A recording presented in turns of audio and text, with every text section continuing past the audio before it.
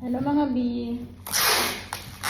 For today's video, meron tayong order.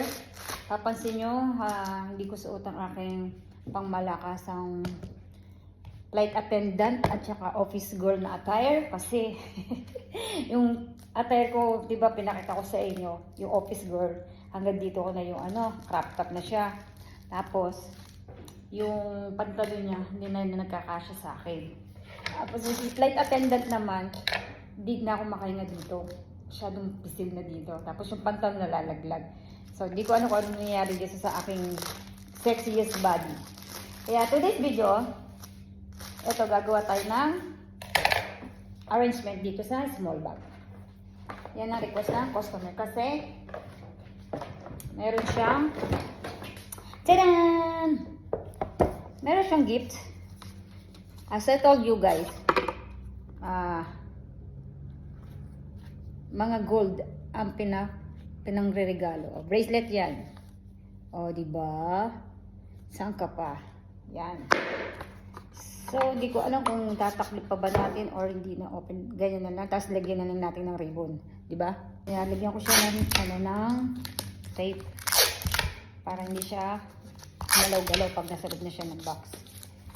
Secure natin siya mga B. Ayan.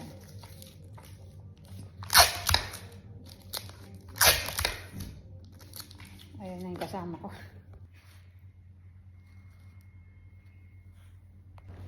Ayan mga B, tinusok-tusok ko na nga pala itong mga iba't ibang klase ng bulaklak.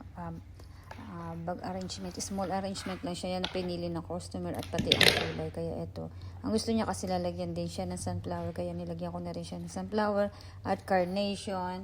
Nilagyan ko na rin siya ng mga baby rose para pamparami at chrysanthemum. Nalagyan ko na rin siya ng eucalyptus para pampalaki rin kasi itong eucalyptus at pandagdag design din siya.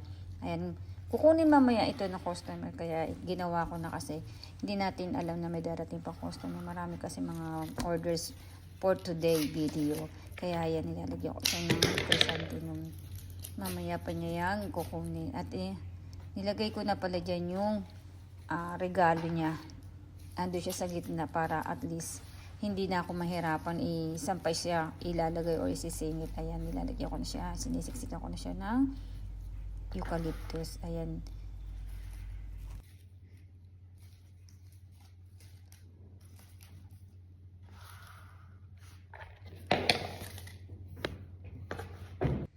Heto na nga mga bi ang ating finished product. Nawa magustuhan nyo. Kung mayroong kulang, comment down below. Kung inabot kayo ng aking video, isang like at share naman dyan. Maraming salamat sa iyong suporta. God bless mga bi. Thank you.